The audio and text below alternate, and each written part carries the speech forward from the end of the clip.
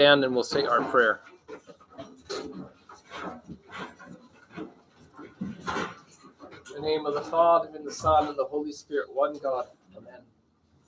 O heavenly King, comforter of the Spirit of truth, who art ever present and fills all things, the treasury of good things and giver of life, come and abide in us, cleanse us from every stain, and save our souls, O good one. Amen. Tonight is the fifth class.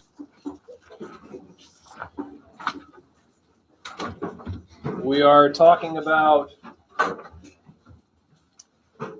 tonight the history of Christianity in the West, specifically in the West, and if we have time, we'll also address the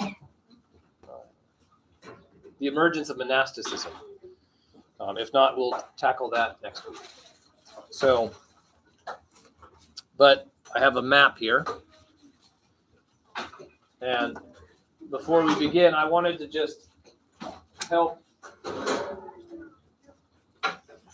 us understand the distances involved.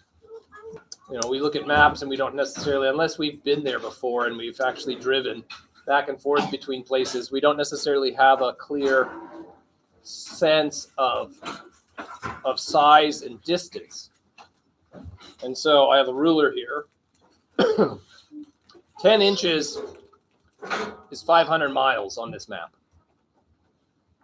500 miles is the distance between Topeka and Denver, just as a reference. So that's 10 inches is from here to Denver in the United States. But in Europe, right, 500 miles takes you from London almost to Berlin,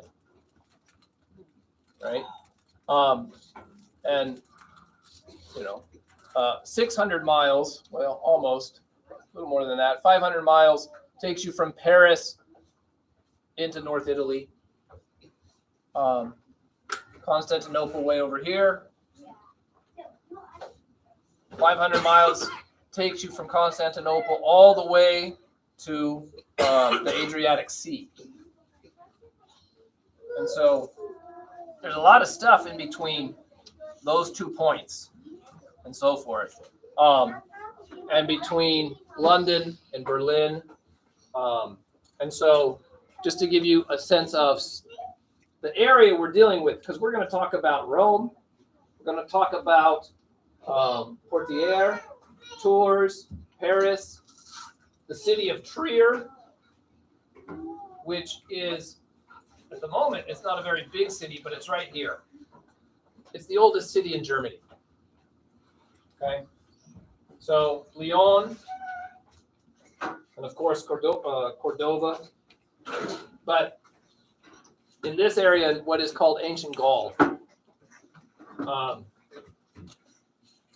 Most of ancient Gaul is between here and Denver in terms of the spaces and the distances we're talking about. Okay, so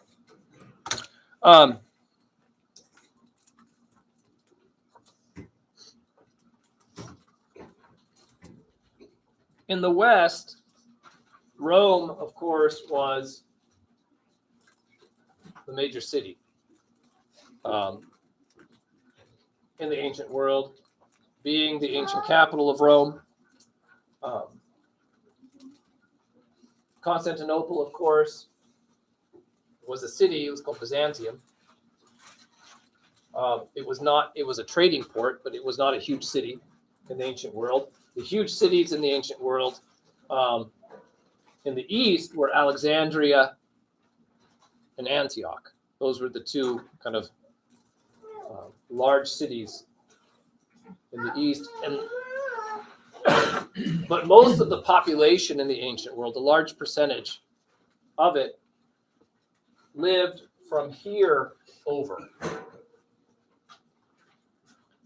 in the time of the Roman Empire around Christ's birth. The major population centers were over here, not up here. This, especially here, this is where the barbarians lived. This was not settled by Rome. Trier, which again is right here, it sits on the border between Luxembourg and Germany, near France as well, the northern border of France. That was in a sense, the furthest kind of major outpost of the Roman Empire into what we think of as modern-day Germany, or the Germanic lands, where the Germanic tribes were. What happens from the 3rd and 4th century on, anybody remember Attila the Hun? It's not just a great wrestler's name, right? But who's Attila the Hun, Paul? You think about it. Attila the Hun, of course, the Huns come from Asia. They had moved this way into Europe, and by doing so, they had pushed the Germanic tribes that were here, and in all of this area, the tribes that were in this area, and even over here, they shoved them into the Roman Empire with their expansion. And by the 300s, you have the incursions of all various of these tribes: the Goths, the Visigoths, the Vandals, the Burgundians, the Alans, the Franks. These were all tribes that were outside of the Roman Empire that would push in. They would play a huge role in what then happens in Western Europe, in the West, at the end of the 300s, the beginning of the 400s, as well as Spain and Northern Africa. Because some of those tribes, I think the Vandals, the Visigoths end up in Spain. The Vandals make it all the way down in the North Africa. And some of them come into what is modern-day Serbia and Bulgaria, and even push into modern-day Greece, Macedonia, and so forth. That will affect, in a sense, the geopolitical realities of the Roman Empire. But it's those tribes that then will be, in a sense, brought in, Christianized, and that then become the French. The Franks, they give their name to modern-day France. The Visigoths will basically intermarry with the native population, and they become the Spanish. Along with, of course, the Arabs that will come in from North Africa and invade Spain, or Hispania, as it was called. But that'll be in the 700s. And then that population will become what is modern-day Spain. And of course, Great Britain has its own similar history. But of course, the Picts and the Scots will come over. The Saxons will come over.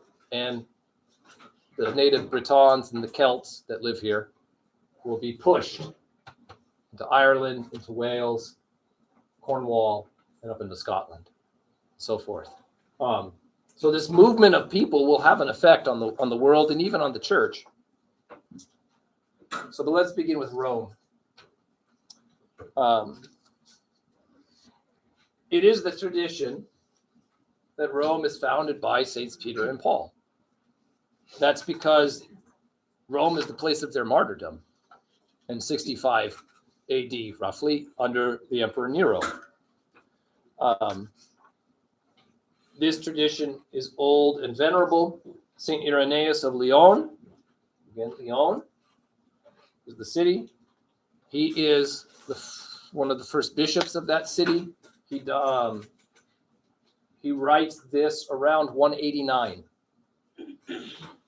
But since it would be too long to enumerate in such a volume as this the succession of all the churches, we shall confound all those who in whatever manner, whether through self-satisfaction or vainglory, or through blindness and wicked opinion, assemble other than where it is proper, meaning assemble in the church. They assemble not in the church, they assemble somewhere else. The people he's talking, kind of refuting here. By pointing out here the successions of the bishops of the greatest and most ancient church known to all, founded and organized at Rome by the two most glorious apostles, Peter and Paul. So remember, even in the early church, you have groups that are portraying themselves, right, as the successor of the apostles, as, in a sense, a church of their own, an assembly of people of their own. They claim Christ as their own God, or Christ as a prophet, Christ as a good man, because there's a varying opinion on who Christ is again amongst these groups. And so Irenaeus, being a bishop of the Catholic and Orthodox, in a sense, church, Catholic, the word Catholic means whole or complete. It also can mean universal. But in the creed, when we say, and I believe in one holy Catholic and apostolic church, we use the word Catholic, even in the Orthodox church, but in the sense of it meaning the church is complete, it's whole. So Irenaeus, being a bishop of the Catholic Church in that sense, is refuting all these other groups that are walking around saying, oh no, we're the real thing. Because that's what they were saying.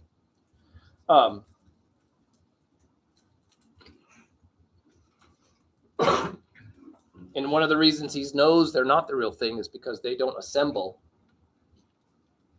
to worship God with the church. One of the criteria. So he says, well, let's just look to Rome. That church which has the tradition and the faith which comes down to us after having been announced to men by the apostles. With that church, because of its superior origin, all the churches must agree. That is, all the faithful in the whole world.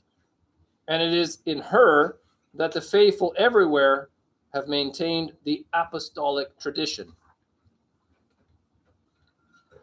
So he points to Rome as being an example of a local church that has, up to his day, he's writing this in around 189, upheld the apostolic tradition.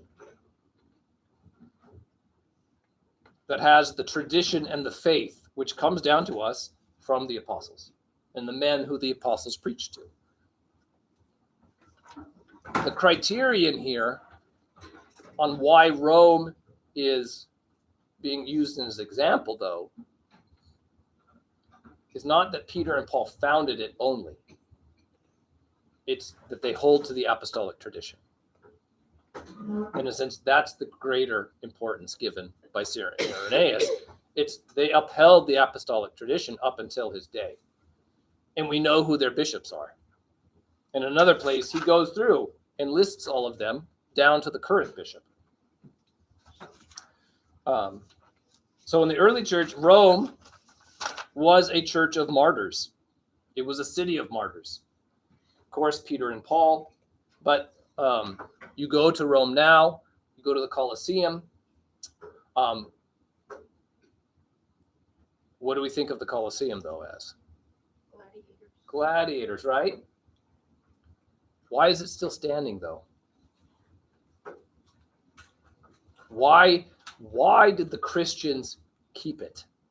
Why didn't they destroy it? Why didn't they demolish it and use the bricks for, because that's what happened in the ancient world. You need to build something. Well, you got all this stone that's already nice and a nice block, right?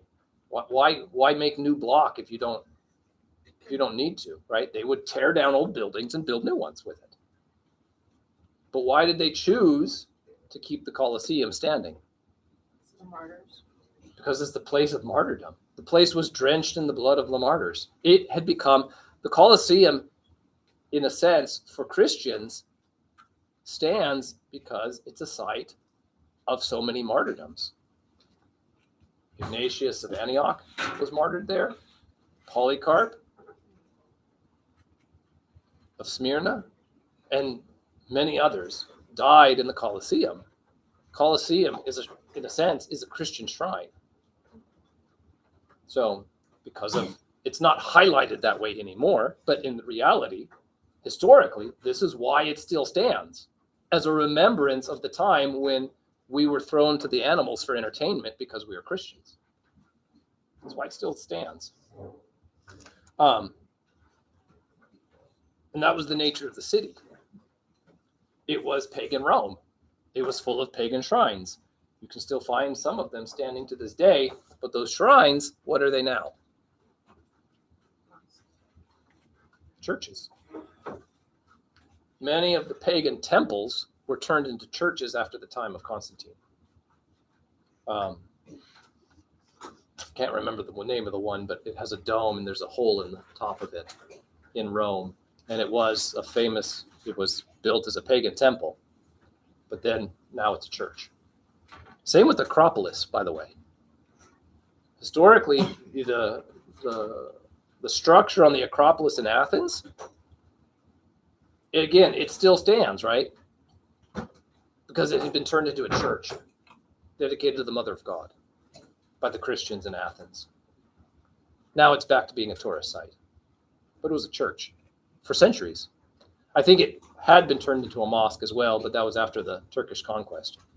So, Father, what were the years that they worshipped in the catacombs? well, the catacombs, period of the catacombs is from the time of Saints Peter and Paul being in Rome all the way up until the time of Saint Constantine. That's the time of the catacomb church in Rome, because you couldn't legally really build a church. It was in many ways illegal. Or if you had built something, you could get it confiscated for just being a Christian. Somebody could come along and, point out, oh, they built this, but they're Christians, and they could take it. And things like that had happened. But church construction wouldn't really occur except on the very outskirts of the empire, where there wasn't enough Roman troops to do anything about it, until Saint Constantine. And then it explodes, and you have churches being built everywhere.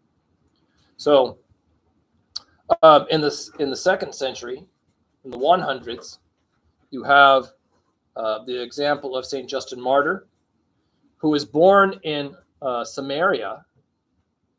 Again, this is the Samaria north of Jerusalem. That's Samaria, where Christ went to see the Samaritan woman. That's Samaria.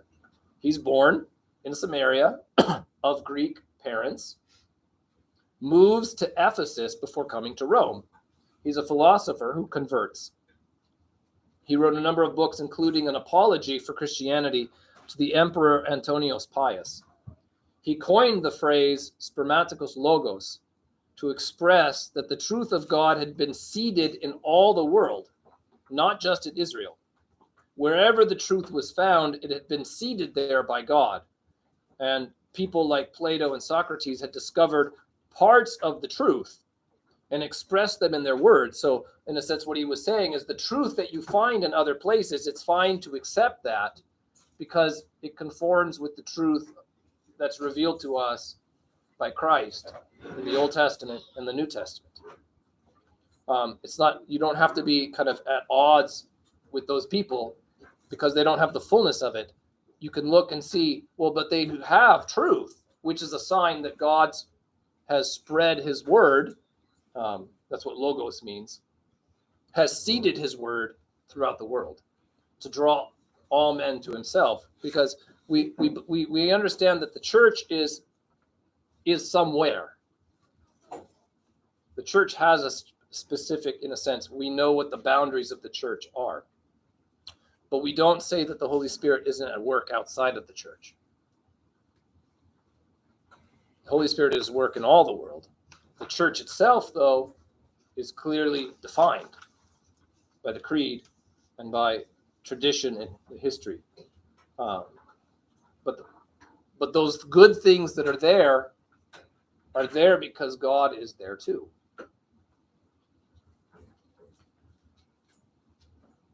He said that people like Plato and Socrates had discovered parts of the truth and expressed them in their works, but he also speculated that they had read Moses' books. Remember, Moses comes way before Plato and Socrates and Aristotle.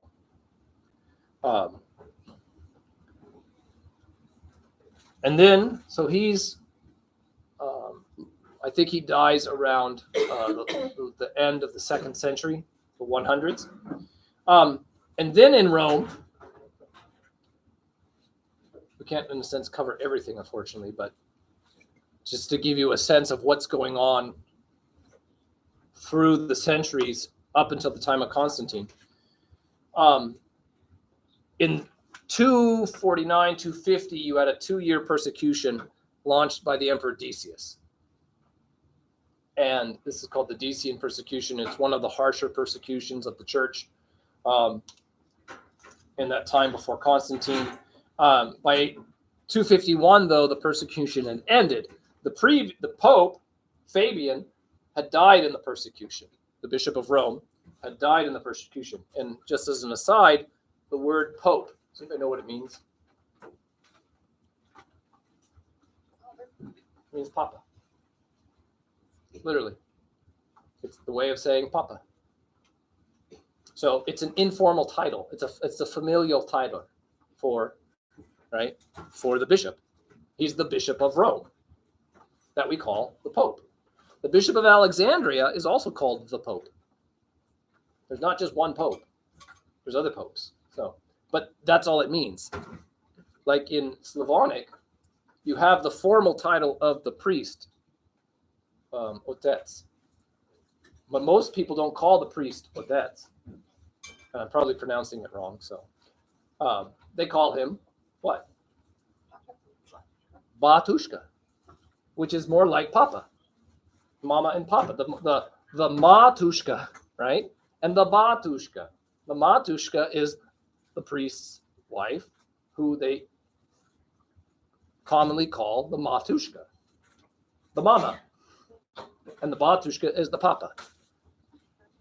So that's what Pope means.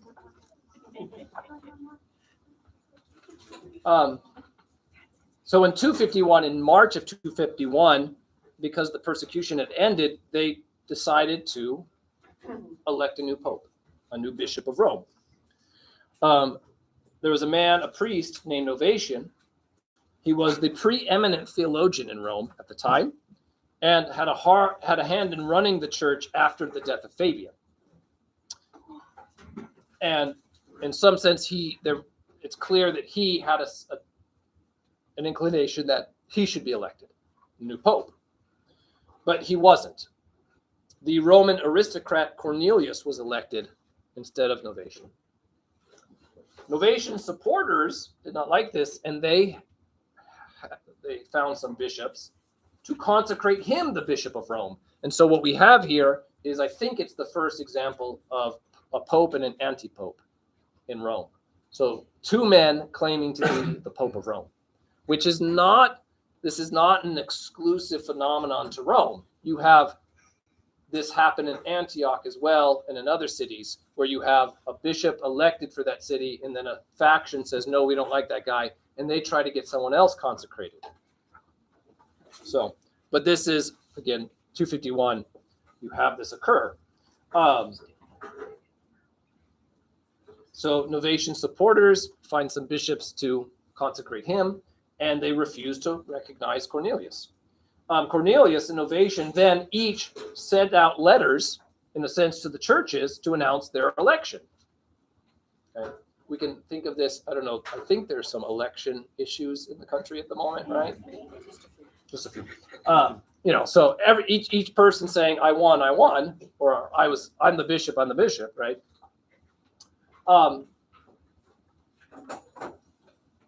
Tomorrow, is that right? No. Yeah, tomorrow is the feast of Saint Cyprian of Carthage. Carthage sits down here in North Africa, okay? Kind of across the sea from Rome. Historically, Rome and Carthage were deathly enemies, right? You have the Carthaginian Wars and so forth. But by this time, the Bishop of Carthage is in regular contact with the Bishop of Rome. So Saint Cyprian, who's the Bishop of Carthage, hears about this thing, and in the midst of a synod that he has, of a council that he's holding amongst the bishops of North Africa, they investigate this situation about who is the rightful Bishop of Rome. And they land on the side of Cornelius. St. Dionysius of Alexandria he's the bishop of Alexandria, Egypt, over here. He also sides with Cornelius, or judges that Cornelius's claim is correct and Novatian's is not correct. But this doesn't settle the problem in Rome for everybody. For some time, the church is divided between these two competing popes amongst the population. St. Cyprian writes then that Novatian took over and sent new epistles to many cities to get them to accept his election. So a second round of propaganda. Although all the provinces of all the cities held bishops of venerable age and pure faith and proven virtue, who had all been persecuted recently, Cyprian tells us that Novatian dared to try to replace them with new bishops that he consecrated. So the area, of course, around Rome, the bishops of those area, who have, in a sense, because it's the same region, they have a say in what's going on, right?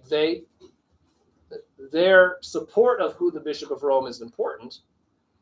He tries to replace some of them so that the new bishops would support him. So in October 251, Cornelius calls a council of 60 bishops of the area, and they excommunicate Novatian. The bishops that are not able to attend, they added their signatures to the council's closing documents, adding more support. Again, I'm telling you all of this to describe to you how does the church function, even in the West. Because we've talked about the councils, right? Again, this is 250. This is 75 years before Constantine's on the scene. Cyprian in North Africa is having a council. Cornelius in Rome has a council. And it's the decision of the council that holds the authority about, in a sense, who do we support or who is the rightful bishop of the city. This document and all the signatures on it is then sent to Antioch, which is way over here. Our Antioch. And all the other main churches. So the Bishop of Rome says, this is what the bishops in my area have said. And they send it to Antioch, Alexandria, and so forth. All of the other churches, meaning the cities that have large populations, they send, in a sense, these letters to those cities because those are the leading cities in an area, in a region. It already had become clear that the bishop of the big city is kind of the head, the one who leads in the council amongst all the other bishops. This is very much an organic reality that occurs. So at the beginning of this dispute between Novatian and Cornelius, it took the form of a simple question of schism, right? Who's the bishop? It wasn't a theological issue, right? But then we get Cyprian's, and this is how St. Cyprian of Carthage frames it in his first letter about Novatian. Who's the legitimate bishop of Rome? After a couple of months, though, this changes. Cyprian's letter 54 in the collection, in it, St. Cyprian finds it necessary to speak of the heresy of Novatian for the first time. And he sends his book on the lapsed to Rome. And St. Cyprian in Carthage, as well as in Rome, during the time of the persecution of Decius, many people chose to offer sacrifice to the image of the emperor to get out of being persecuted. And then after the persecution ended, they wanted to come back to the church. And the question was, well, how do you deal with the lapsed, those who lapsed, those who gave into the pressure. They themselves would offer incense, or they would get someone else to offer it on their behalf as if it was them, or some kind of other thing so as to save their skin, literally, or their possessions, or their life. We can understand, right? Because we ourselves don't live in a persecuted time in many ways. And so how do we know what it's like to live in that kind of context? So, but the question was, what do you do with them? Novatian basically said they can never come back until they die. Or the church cannot forgive them. Only God can forgive them. So it's up to God to forgive them when they die. They're cut off from communion for possibly until they are on their deathbed. And so this was his answer. St. Cyprian and Cornelius, of course, and the rest of the church did not follow that line of thinking. And so Novatianism is spoken of as a heresy then for the first time by Cyprian. Novatian himself dies in 258, the same year that St. Cyprian dies, during the Valerian persecution. And then you get what we call Novatianism that comes with him and after his death. And so Novatianism is the continuation of the teachings of Novatian. And after Novatian's death, those who were, in a sense, a part of his sect elected a new bishop and installed a new bishop in Rome. They became a parallel jurisdiction, in a sense, or a sect that was very similar in some ways to the Catholic Church, but they weren't in communion with them. They had broken away and gone into schism, not just schism, but also heresy. And so it was all initially around this idea of what do you do with the lapse? And so the Church of Rome declared Novatianists heretical following the letters of St. Cyprian of Carthage, and Ambrose of Milan. St. Ambrose of Milan writes against them as well. So Novatian theology was heavily influenced by Tertullian, another early writer, but he's in North Africa. He's not a saint.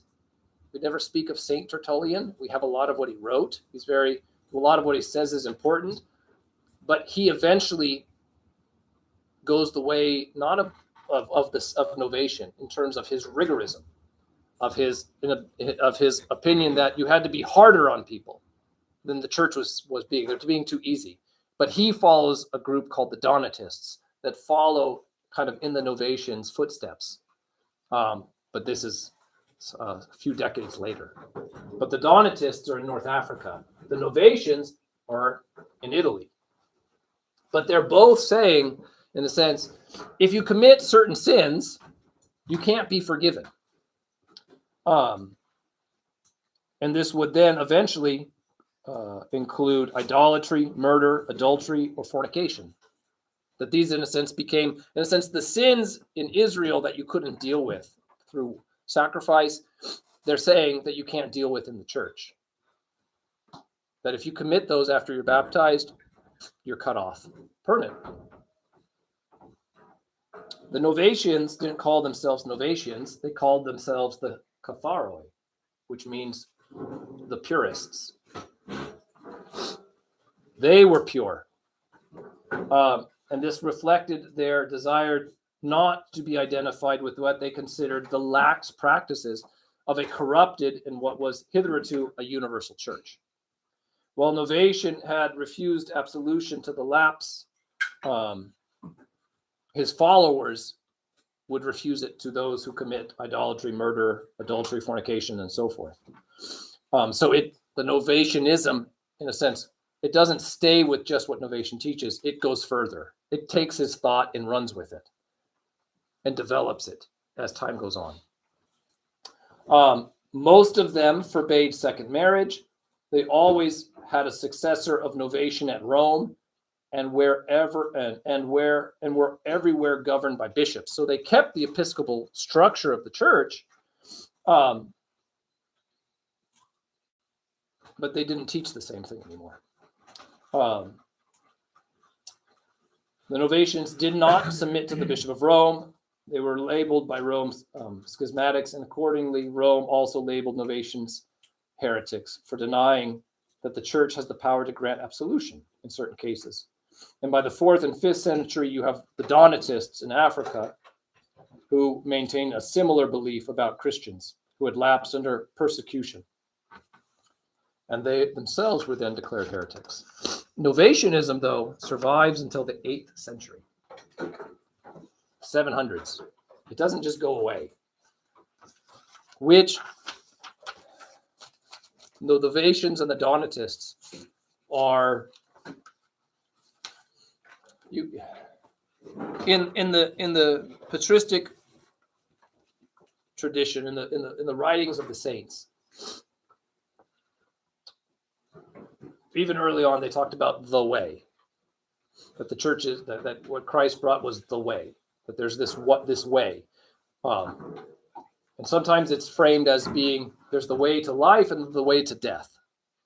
Okay, there's kind of two ways, but at other times it's described as being the royal way, that you can, in a sense, fall into sin, not just being too loose or too liberal with how you live, being too accepting of things that are wrong. But you can also fall into sin by being too righteous, being too strict. And the Novatians and the Donatists, in a sense, fall into this category. They're a group that falls into heresy by being purer than everybody else. In a sense, the sin of the Pharisees. And so both are possible, not just one or the other. And the way is the royal way, the middle way, the narrow way, where you don't go to the extremes, to the right or to the left. Usually we just think of the left, things of what is associated with the left hand, or left meaning liberal.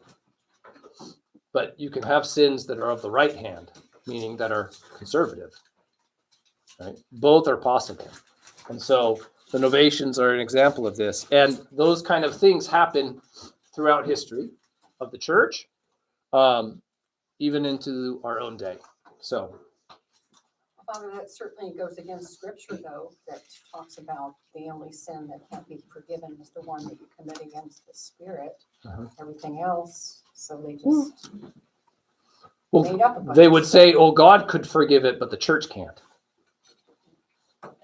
So they're saying the church can't forgive that, but God can. And because the church can't do it, you're, in a sense, on the outs of the skirt of the church. You're excommunicated for life. And so the church was saying, no, the authority to forgive sins, and this is an important point, is given to the church. That's the whole underlying point that St. Cyprian and St. Cornelius of Rome are saying. The church has been given the authority to bind and loose sins. Not just certain ones, but all. And so that's why it became a heresy. Does that make sense? Okay. So by the time of Constantine, Rome, of course, still has a large Christian population that had been growing. They come out of the catacombs. Constantine himself gives the Lateran Palace to the Church of Rome, and it becomes the center of administration for the church, the home of the Bishop of Rome, and the kind of cathedral church in Rome until they build Vatican City in 1600s. You had the church over the relics of St. Peter's Basilica. That was there, which is the main church in the Vatican today. But the Lateran Palace was the place that Rome, that's where the Bishop of Rome lived, was at the Lateran Palace. So, yes. So, Father, what's a good way to talk about this period in church history? And what I mean by that is, like, I've had conversations with my Protestant friends and inquirers and things that they get to this period in church history, and then they go, well, look, see, you've got all these different bishops, all these different councils, and those are the ones that aren't in schism, like Cyprian having theirs and Rome having theirs. Or especially when you start tossing in the schismatics and the anti-popes, and immediately they throw up their hands and just say, see, there was never an organized church. It's just you and the scriptures, you and the scriptures, you and the scriptures from start to finish. But I mean, there was a lot more organization going on in the ancient world than that. And like, at what point do the diptychs start playing in, where each patriarch, each bishop is basically keeping an account of all of the other bishops that really exist? That's already, the idea of the diptychs is already kind of happening, right? So Cyprian is in communication with Rome. He knows who the Bishop of Rome is. They all know who the Bishop of Antioch is. They all know who the Bishop of Alexandria is, because those are the leading churches in the ancient world. Carthage was a major place at this point. And so those bishops kind of are there as kind of the focal points of each region. And so they're in regular communication with each other. And that happens early on. There's a reason why Cornelius is sending his letters to Antioch, so that they can confirm his decision. Because that's the structure of how the church functioned early on. It was conciliar. If there was a problem, you tried to deal with it locally. And if it was a bigger problem than that, and you also would inform the other churches, well, this is what we dealt with, and this is what we decided. So everybody kind of knew there was this passing around of information going on at this point. This is the 250s. So this is already normative by the 250s. This structure of episcopal structure with councils, and it's everywhere in the church. And so the Novatians are the kind of the first group from within the church to pop out and to break away. There might be some other smaller ones, but the Novatians are really the first big one to break away and start their kind of their own parallel kind of existence.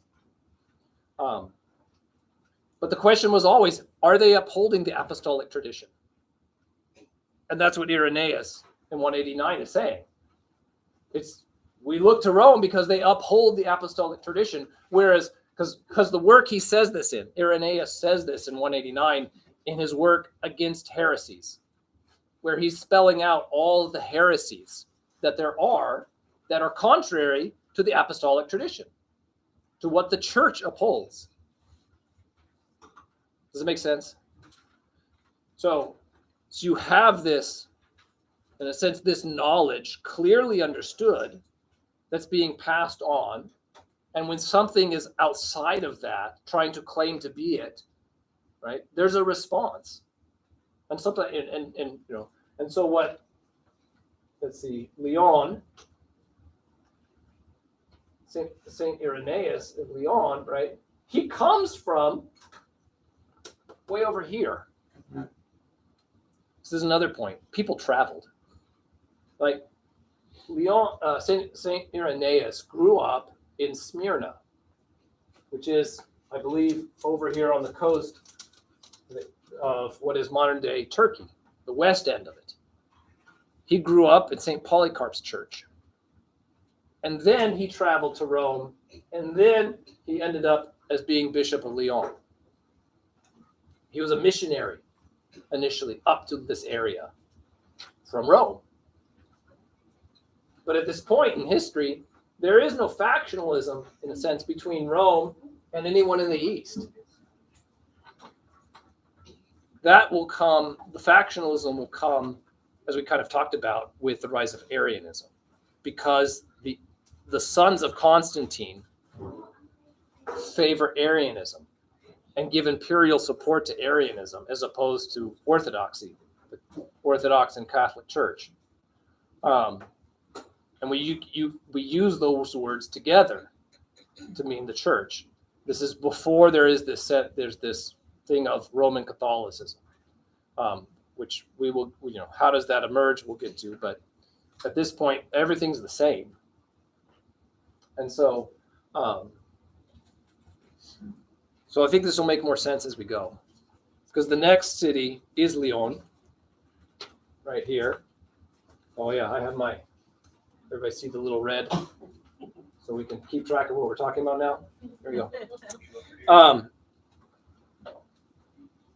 It was initially called Longdunum, founded in 43 BC. Thank God for the French to give it a nicer sound. Lyon. It became the capital of the Roman province of Gallia, Longdunensis. So it was at a point, the capital of the province, the Roman province of what was Gaul. St. Irenaeus was the second bishop of Lyon. Eventually, it will become the capital of the kingdom of the Burgundians. Remember, the Burgundians is one of these Germanic tribes that will come in.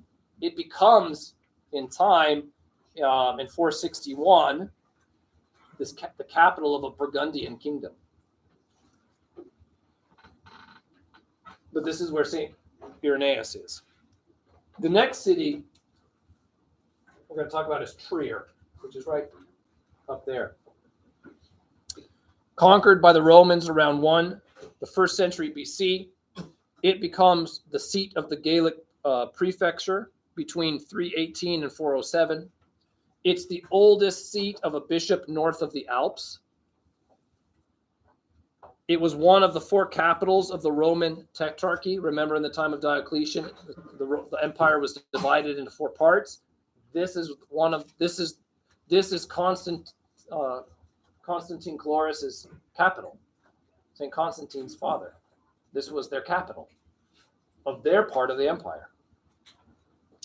The imperial throne of Constantius Chlorus was established there. He established a mint, which became the principal mint of Western Roman Empire. Constantine left his son Crispus in Trier. A basilica was built by Constantine in Trier. This was the residence of Constantius II between 328 to 340. It's the birthplace of St. Ambrose of Milan. This is where he was born. It also becomes the refuge of St. Athanasius the Great. Remember, he's the great saint of the First Ecumenical Council. He becomes the bishop of the Church of Alexandria. He gets exiled a number of times, and at one point, during his first exile in 336, that's where he ends up. Again, Alexandria is way over here, but that's where he took refuge. The first bishop of Trier was St. Eucharis, who was one of the 70 disciples of Christ. First bishop of Trier, sent there by St. Peter. His deacon, St. Valerius, followed him as bishop, and then St. Maternus, who was the subdeacon, became bishop after St. Valerius. In the 3rd century, St. Agritius was bishop between 260 and 335, a very long episcopal reign. He participated in the Council of Arles in 314, which is a notable council in the West early on. St. Agritius is born in Syria and then moved to Trier by Pope Sylvester I. And this was at the request of Empress Helen, the mother of St. Constantine. Medieval tradition dates to Agricius, his time, the construction of the first cathedral in Trier, which was said to have been built over the Empress Helena's palace, which she gave for that purpose. The famous relics of Trier, of course, the bishops who were there. There was a piece of the True Cross, And it's here that the relics of Saint Matthias the Apostle is buried. Matthias is the one who's chosen to replace Judas. It's here that his relics are laid to rest.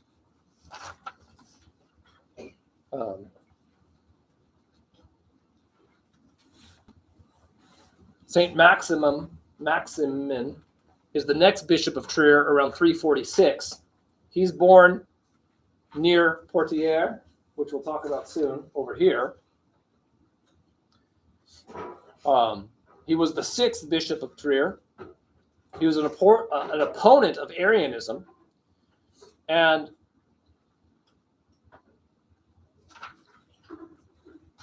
he stood up to one of the Constantius or Constantine II and Constance, who were persecuting Athanasius. And he harbored as an honored guest Athanasius twice during his exile from Alexandria between 336 and 337, and again in 343.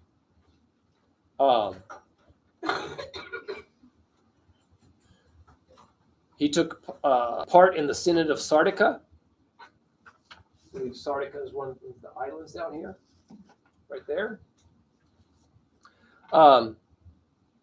And when four bishops from Antioch, who were Arian in their belief, came to Trier. So again, Antioch, way over here, they came to Trier, again, because this is the imperial palace. Even after Constantine, you had this division of the empire, and his sons were living here, some of them. They came to see the emperor, and it was Maximin who stood up to them and won over Emperor Constance from supporting them.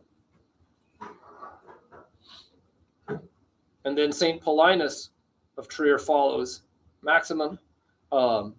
He again supports Athanasius in the conflict with the Arians. He attends the Synod of Arles in 353. He's targeted himself by the Arians and was exiled to Phrygia. Phrygia, again, is over here. They moved around. He was singled out by Emperor Constantius II. He died in exile 5 years later, but his remains were taken back to Trier in 395. His tomb is in the crypt of the city's St. Paulinus Church, which was rededicated to him. He was from Gascony, and he was educated at the cathedral school in Poitiers, over here. He traveled to Germany with Maxime of Trier, whom he succeeded as bishop. So I hope that gives you a sense of the movement of people in the ancient world amongst at least the hierarchs. We go over then to Poitiers, which we've been talking about. This is in western France. It's first settled by the Celts. It becomes a Roman city, and it's possibly the capital of the Roman province of Gallia Aquitania. The Arian Visigoths conquer Poitiers in the late 4th century, making it the seat of their kings. The Franks conquer it then in 507, when Clovis I defeats Alaric II, and the town came under Frankish dominion. The famous bishop of Poitiers, of course, is St. Hilary of Poitiers, who dies in 367. He is born in Poitiers. He received a good pagan education, which included a high level of Greek. He studied later on the Old and New Testament writings, with the result that he abandoned his Neoplatonism for Christianity. And with his wife and his daughter, they were baptized and received in the church. He was elected bishop around 350, defended the church against Arianism. He was banished also to Phrygia, which is modern-day Turkey, for 4 years. He continued to govern his church from exile. and wrote in defense of the Nicene faith. He's after the Nicene Council, being the first to express in Latin the subtleties of what they said at the Council of Nicaea. He returned to his diocese in 361, and he continued to fight for the upholding of the Nicene faith. He encourages St. Martin of Tours to found his monastery. And then Tours is just north of Poitiers. Tours is an important crossing point over the River Loire. It became part of the Roman Empire in the 1st century. St. Martin of Tours, who dies in 397, is the 3rd bishop of Tours, born in what is now called Chambéry, Hungary. St. Martin of Tours is born in what is modern day Hungary because he's the son of a general. He's a military brat. And the Roman military controlled Hungary, as well as parts of Romania. The history of that we'll touch on in other lectures in terms of the Christianization of Romania and so forth. He grew up, though, in northern Italy, where his father retired to after having been a military officer. At the age of 10, he became a catechumen against his parents' wishes. At 15, he, as a son of a veteran officer, was required to join the cavalry. By 18, he was stationed in Gaul. As a Roman soldier, he cuts his cloak in two and gives half to a beggar. And that's the famous depiction of him in an icon of him on his horse, as a Roman soldier cutting his cloak in half to give half of it to a beggar. In a vision that night, or a dream that night, Christ is the one wrapped in his cloak. He does this as a catechumen. Catechumens can do marvelous things too.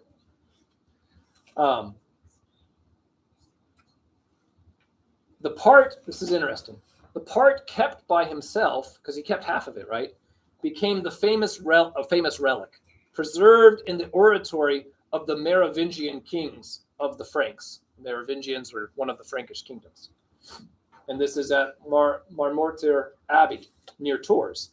During the Middle Ages, the supposed relic of St. Martin's, the relic of St. Martin's cloak was carried by the king even into battle and used as a holy relic upon which oaths were sworn. They would bring the relic out and you would have to swear on it. This is how much reverence it was held in. The cloak is first attested to in the royal treasury in 679. The priest who cared for the cloak in its reliquary, that was his job, was called the capellanu, because the cloak, the kappa, was cared for by the capellanu. And ultimately, all priests who served the military were called capellani. This is the French. The French translation is chapellanes, from which we get the English word chaplain. Interesting. All chaplains are chaplains because of St. Martin of Tours and his cloak. A similar linguistic development took place for the term referring to the small temporary churches built for the relic. People called them capella, the word for a little cloak. Eventually, such small churches lost their association with the cloak, and all small churches began to be referred to as chapels. So that's where those words come from.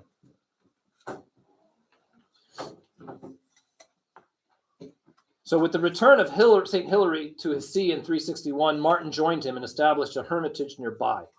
This site was developed into the Benedictine Ligurgia Abbey, the oldest monastery known in Europe, in terms of the one that still exists to this day. So that's in France area? Over here. Older than that. Yeah, the oldest monastery is over here. But the oldest city's over there. It's French. Well, that's the oldest German city. Those Germans. So, but of course, Rome predates all of this stuff. But again, if we have time, we'll get into monasticism, which it doesn't look like we'll have time. But It's older than Mount Athos? yes, it's older than Mount Athos. We'll explain that though. Martin traveled and preached through Western Gaul, Western France. And the memory of these apostolic journeys survives to our day in numerous local legends, of which Martin is the hero, and which indicate roughly the routes that he followed. You can kind of discern where he went by the stories, basically. In 371, he was acclaimed Bishop of Tours, where he impressed the city with his demeanor. They got him there on a ruse. So they tricked him in coming, and then they made him bishop, just like St. John Chrysostom. Martin introduced a rudimentary parish system. Once a year, the bishop visited each of his parishes, traveling on foot or by donkey or boat. He continued to set up monastic communities and extended the bounds of his episcopate from Tours to such distance point as Chartres, Paris, Autun, and Vienna. So you would have a church in a city, and then you would have outlying chapels. And Martin, at least in the West, sets up this example of every year by foot, I'm going to go and go to all of them. So you have the sense of then there's the diocesan center with the cathedral, and the parish is outside of it. Which is what Bishop Basil did before he retired. Mhm. He was in the center. He was in the center, would go to yeah. All the different parishes. Yeah, he would visit all the parishes. So the same kind of practice is held to this day. So he sets up a monastery, the Abbey of Marmoutier, outside the city of Tours, because this is closer to Tours, and kind of lives there. This monastery, the Abbey of Marmoutier, is sacked during the French Wars of Religion. The basilica was sacked by the Protestant Huguenots in 1562. It was disestablished during the French Revolution. It was deconsecrated, used as a stable, and then utterly demolished. Its dressed stones were sold in 1802. After 2 streets were built across the site to ensure the abbey would not be reconstructed.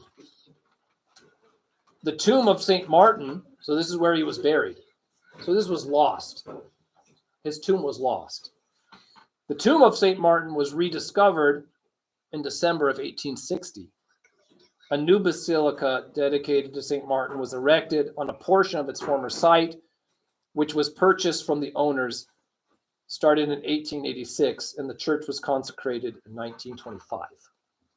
So, Is it a Roman Catholic church? yes, Roman Catholic Church. So, but as we go through history, we'll see, in a sense, this is just a microcosm of what happened in the history of Christianity in the West specifically, and in the East in different points, where the establishment of a saint basically is leveled, but then it's refound. So,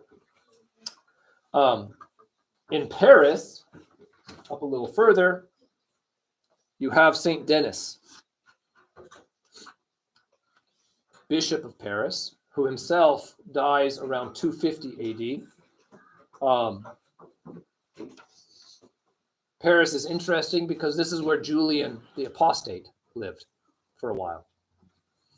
As a part of the government, this was where he lived in the time of St. Constantine and so forth. Being the nephew of Constantine the Great, he becomes the emperor who tries to go back to paganism, but dies in 367. But St. Denis is the famous bishop of Paris early on in the 250s, is when he dies. There's a famous tradition that his head, they decapitated him, but he picked up his head and he continued preaching as he walked back to his church, which is not a necessarily unheard of miracle. He's not the only one who did something like that. There's reasons why in fictional fantasy movies and so forth, you have things like this, because they're usually based on something miraculous that happened within the history of the church when you go back to it. So,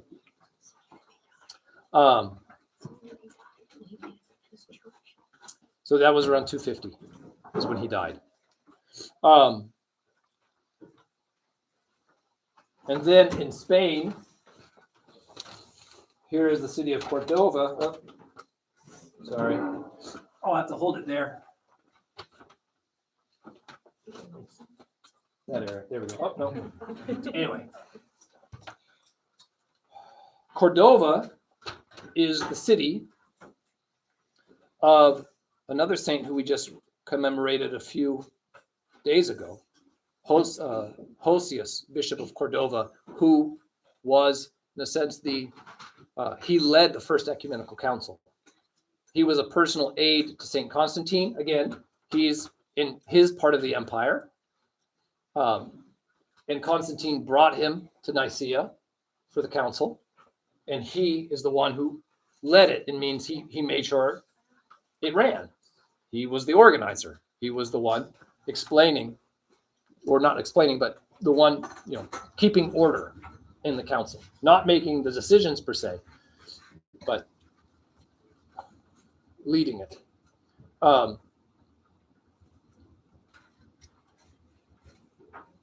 He was a supporter of Athanasius. Even when Athanasius was being persecuted, a lot of pressure was put on St. Hosius to condemn him, and he never did.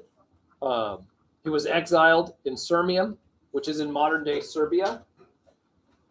He eventually returned to Cordova, where he died in 359. And then we'll try to get Britain, Roman Britain. And around 200, Tertullian, remember we mentioned Tertullian before, included Britain in the list of places reached by Christianity in his works. Origen also wrote that Christianity had reached Britain by his day in the 200s. The ancient tradition is that Aristobulus, one of the 70 apostles and disciples, this is the group of lesser apostles other than the 12, that he was appointed by the Lord Jesus. Is said this is noted by Saint Hippolytus, who dies, Hippolytus, Bishop of Rome, in 235.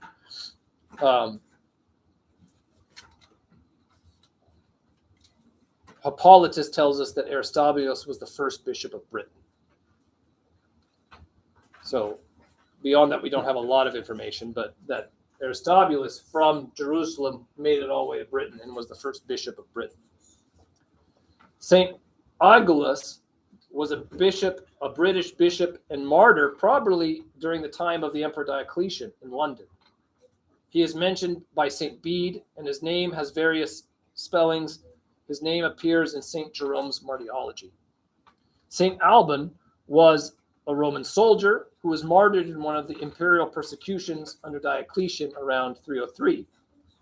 In the amphitheater outside the Roman city of Verulamium, he is said, though a pagan, to have sheltered a Christian priest and then to have become a Christian himself. When the soldiers came for the priest, whose name was Amphibalus, Alban wore his cloak and put himself forward to the soldiers to protect the priest.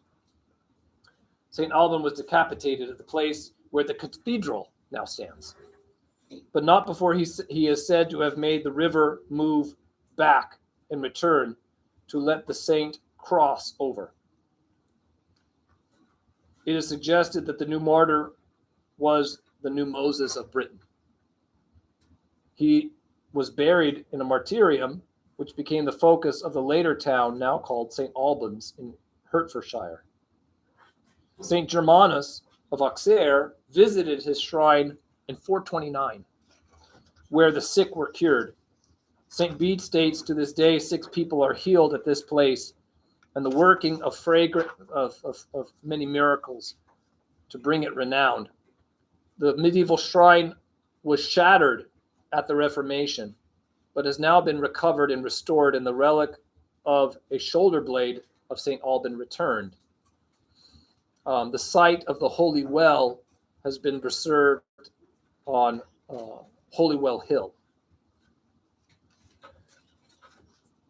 Remember, where is Constantine proclaimed emperor? In York, which I never found York, but somewhere up there. Let's see. Yep, right there. York. That's where Constantine is proclaimed emperor, because that's where he was when his father died, and his army proclaimed him emperor. St. Helen, there is a tradition that St. Helena, his mother, was born in Britain, in Colchester, in Essex. Essex is where St. John the Baptist Monastery is currently, founded by St. Sophrony. This is the monastery that our own Bishop Basil was tonsured a monk in.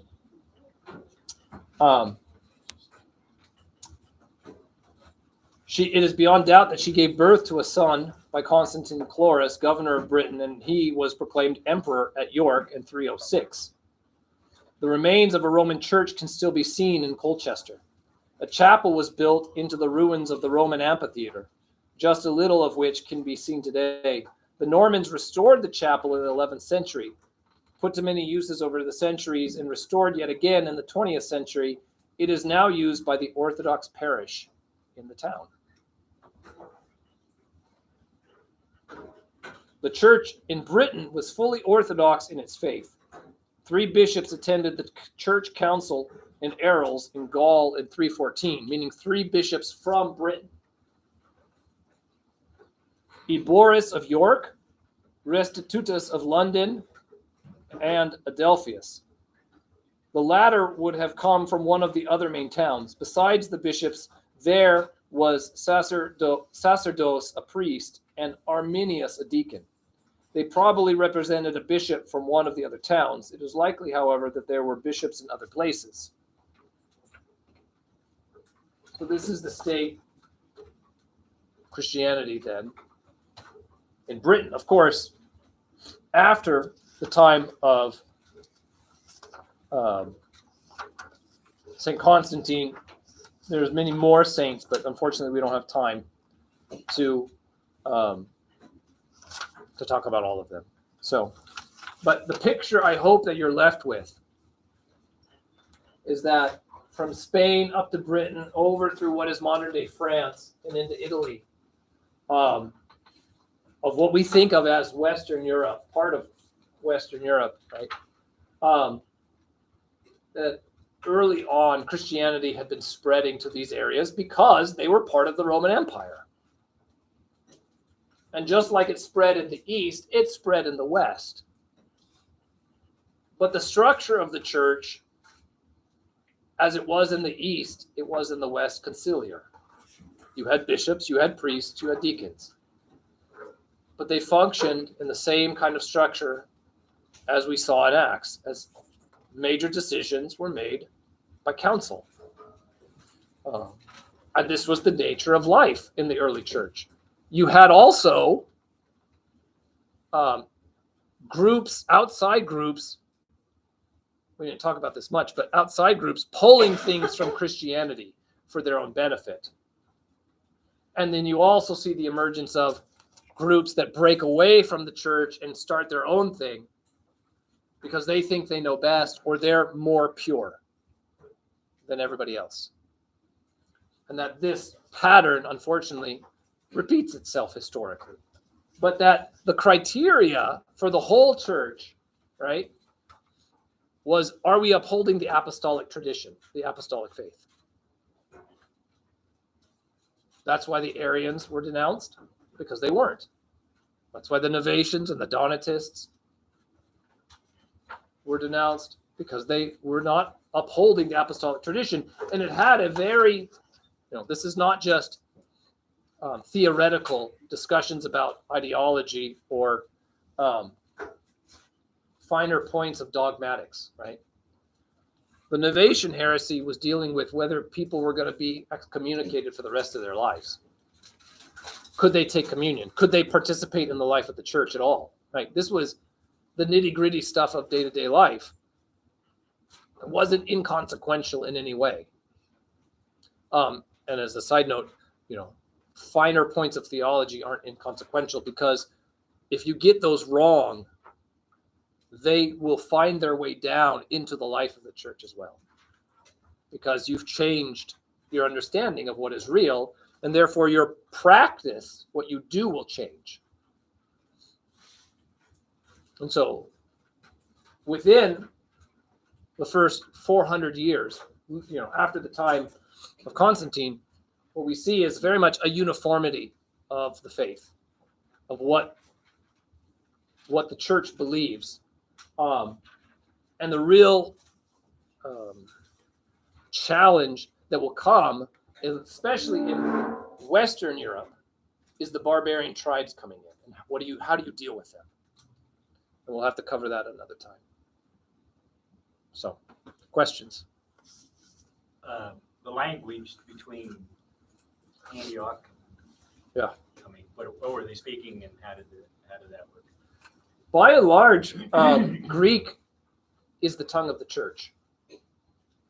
Even in Latin, this is Latin-speaking areas, right? That's the language of the Roman Empire. But the economic language is Greek. So the language of trade in this time is Greek, and so most people speak Greek, who are people in big cities who are doing business and so forth.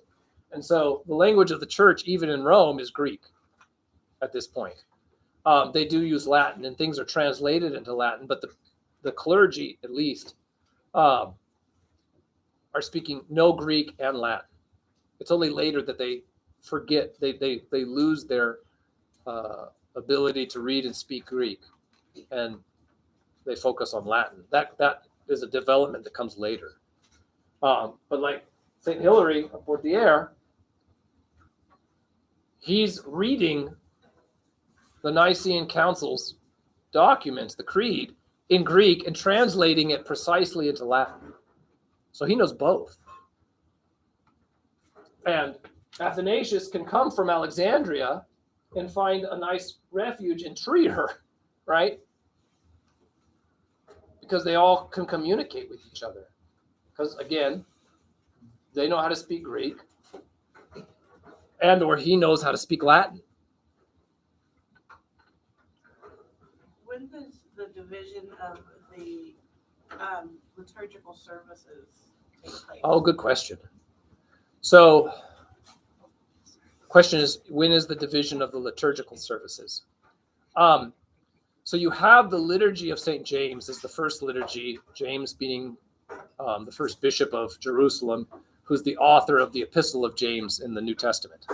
He's the brother of the Lord. He's not one of the 12, but he's the brother of the Lord. It is given to him the first liturgy. In a sense, the form of the liturgy is rooted in his life, in his work. We know that to be true, that it has to be one source, because all liturgies, or in the West they call it the Mass, the structure, the format basically is the same. There are common elements amongst all of them. So they go back to a common root. Okay? But there's great variation. There wasn't, in a sense, uniformity even from the start. So you have what James gives us as a source, and then based on that, you have that structure, but the prayers being said and some of the practices, some of the movements and so forth within the liturgy vary based on local custom or local practice, because this is how Bishop so-and-so did it. So that's why you get in the East the liturgy of St. Basil. That was his liturgy. Because the practice was you, in a sense, you either used the prayers of your predecessor or you wrote down your own prayers for liturgy of the consecration of the Eucharist. And that's kind of what we're talking about in terms of the liturgy, the consecration of the bread and the wine. St. John Chrysostom's liturgy is his prayers that he used. So you have multiple forms of this. The structure is roughly the same, but the content of the prayers varies in terms of not the wording of it changes. The content is very similar, but the wording is different, depends on who wrote it. And so the same is true in Britain, in Gaul, in Rome. Rome had their own liturgy or mass. So it wasn't a difference that happened because after the split, it was something that was, okay. No. So there's, in a sense, that's not something that's completely uniform. The fact that the understanding of the Eucharist is uniform, but how you celebrate it or the prayers used is not uniform. Father, I think that kind of my question too. I mean, that's a good point because for someone like me coming from a Protestant background, when I hear something like there's variation, I mean, again, it kind of goes back to everybody's just doing their own thing. But as you pointed out, there's a commonality. There's something that was shared all the way back to a common root. Mm-hmm. But it wasn't just everybody a free for all doing whatever they wanted. No, because it had to be based on the apostolic tradition. And so it had to be rooted. And these things would come about because, again, your bishop who was just martyred, these were his prayers. And so there's a sense of them being holy because he was a holy man who died for the faith, right? And you keep that and you pass it on. Or the same thing about this is what his teaching were, these practices.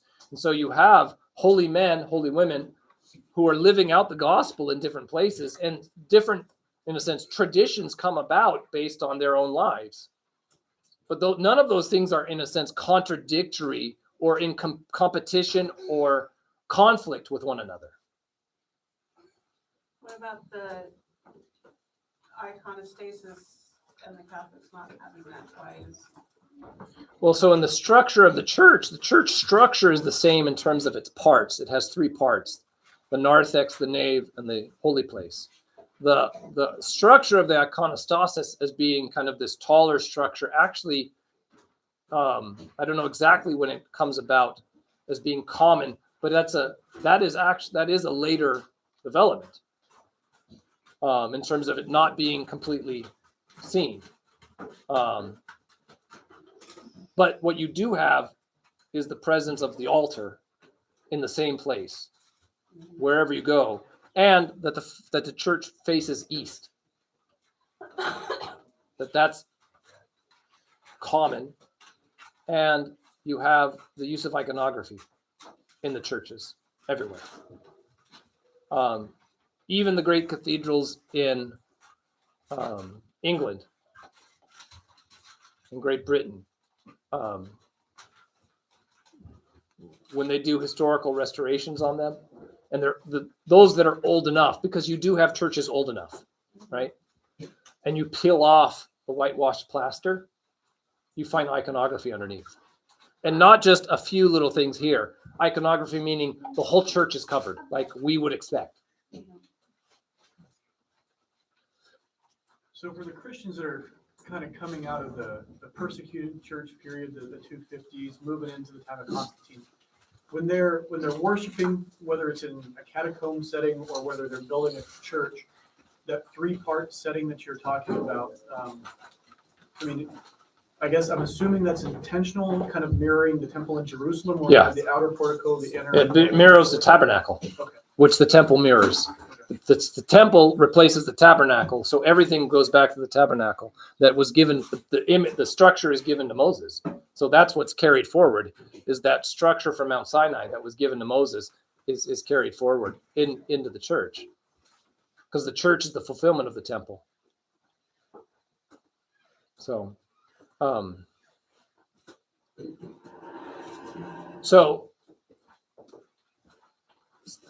another example to kind of point out the uniformity. One of the reasons the Novatianists were quickly seen as heretical is they didn't follow the practice of the church. They didn't chrismate people. They only baptized them. In the West, they call it confirmation. It was the same sacrament. It's the same mystery. The Novatians wouldn't do that. They would only baptize. They wouldn't chrismate or confirm then. And so that was one of the markers that showed, see, they're not following the practice of the church, that all baptized, confirmed, or chrismated, and then you receive the Eucharist. That was the ancient structure of initiation into the church. That's how you became a Christian. You're baptized, you're chrismated, and then you receive the Eucharist.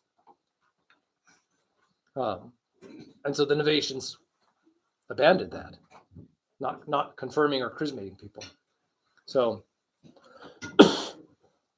you have things that are uniform in a sense, but it's the uniformity of understanding or belief or perspective, or but not necessarily of this is how you perform the ritual. There was variation in ritual, in the performing of it, of how it was done, let's say, or the prayers used, and so forth.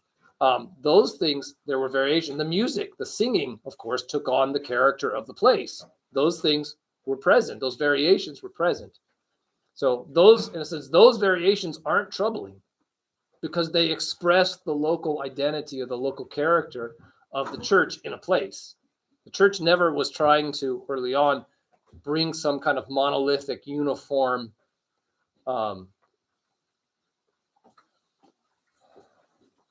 practice, liturgical practice. It had its commonalities, doing all the same. The liturgical calendar was present early on, but in each place, certain saints were commemorated more with more vigor than others because they were local saints. And so you had, each place had its own, in a sense, character, I guess.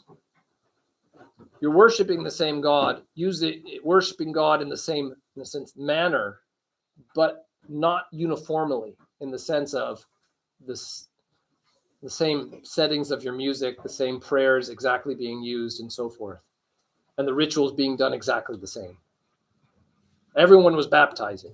Everyone was being chrismated. Everybody was receiving the Eucharist. But in a sense, the beauty that came around those rituals varied in each location. So,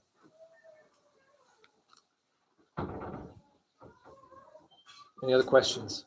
So we got some online here. What's the difference between schism and heresy? Can you be in schism without being a heretic? Yes, you can be in schism without being a heretic. Schism, you go into schism because there's a disagreement, not about theology, but about something administrative. No, he shouldn't be the bishop. Has nothing to do with what he believes per se, but you think that guy should be the bishop. And so you're in schism over administrative things, not over theological things. So that's the difference. And then